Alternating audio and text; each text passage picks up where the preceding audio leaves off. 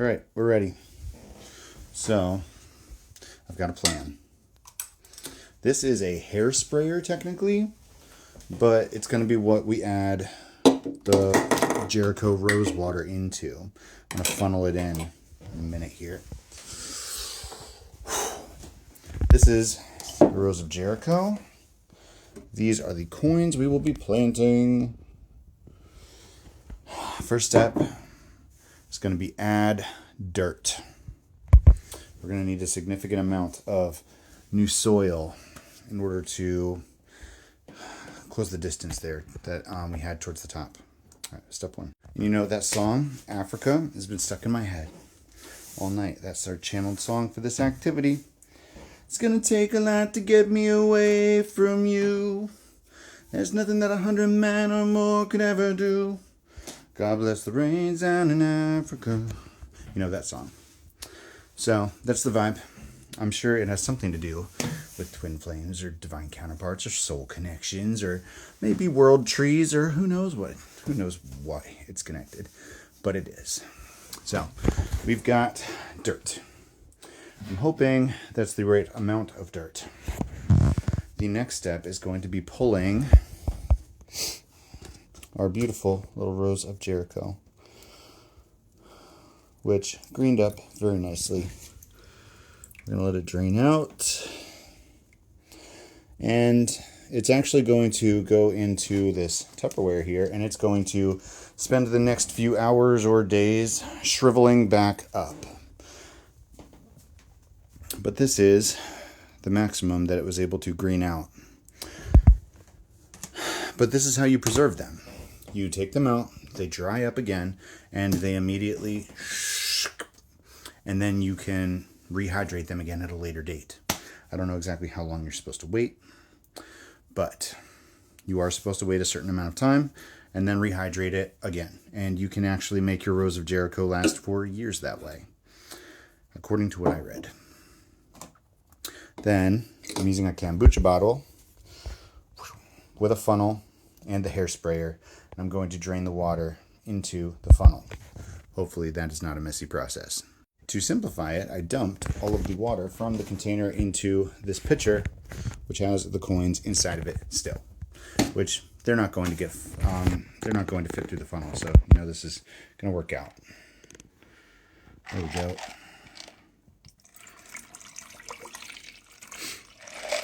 Ooh. I'm not sure exactly how much water it'll hold or if it'll hold all of it. It looks like it might be able to fit all of it.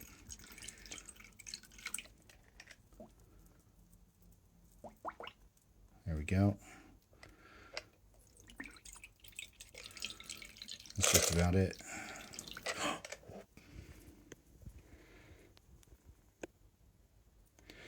If that is too full, then I'm just gonna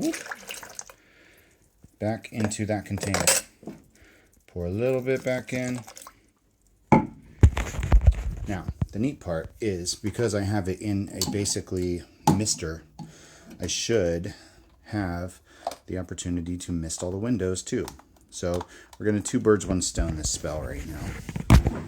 Because the traditional prosperity spell involves painting the water onto the window. But why not just a little duck? Why not just spritz? Not sure you can actually see that. I can't think of a reason why that shouldn't work.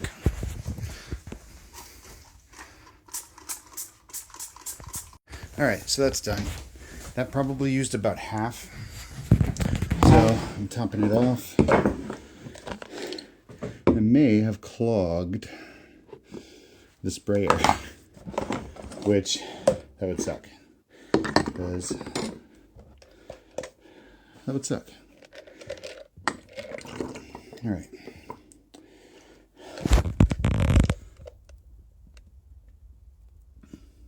It's not draining. That's weird. It was almost like it created a suction.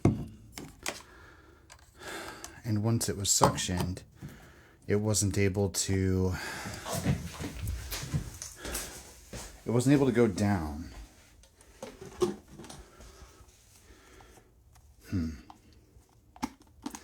But as soon as I lifted the lip, it started working again, which is really funny.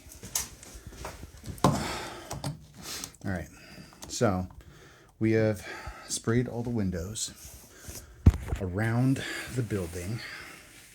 We have the dirt in there. Our curtains are isolated.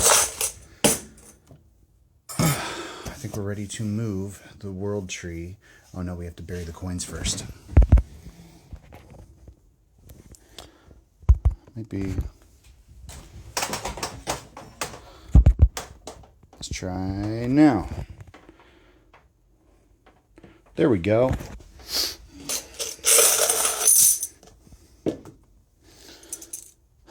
I think this time we should probably just put them however they landed. And if there's anything we figured out from this, it's that it will root everywhere. The roots are very thorough and strong. Oaks in particular have very, very tenacious roots. So we don't really have to be too choosy about where they fall. They will be included. These coins carry the essence of the prosperity, the resurrection, the revitalization, and it's not just for one spot. It's for the collective. It's for the earth. It's for the mission. It's for everything we stand for.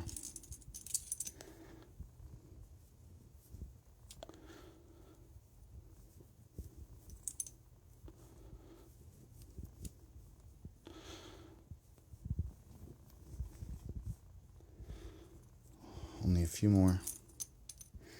Put one right here. Reminds me of Chronicles of Narnia, when they got the silver tree and the gold tree by planting coins, because the earth was full of the energy of creation.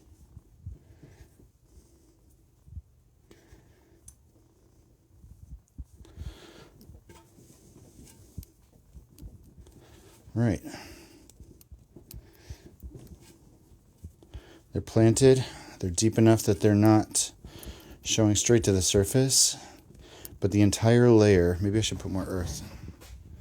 All right, we have a new layer of soil down. It's time to move this guy in. I literally just picked the entire thing up and set it inside the pot.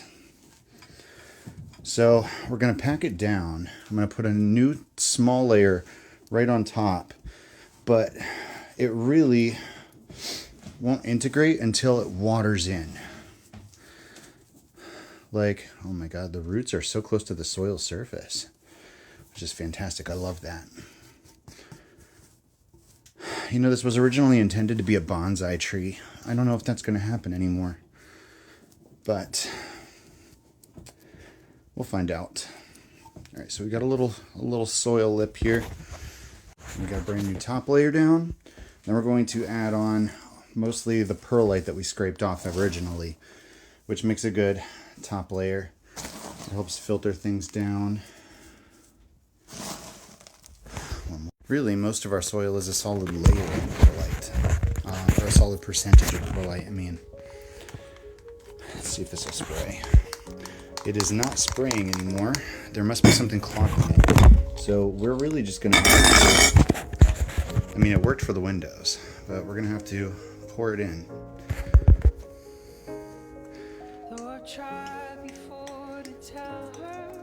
On the tree itself.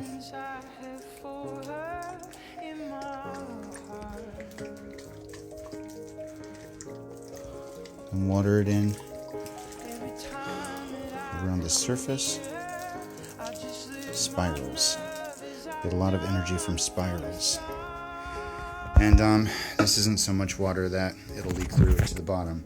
It'll almost certainly be absorbed either in the top layer and then moisturized throughout, or it would pass down to the lower layer where the coins are, but either way.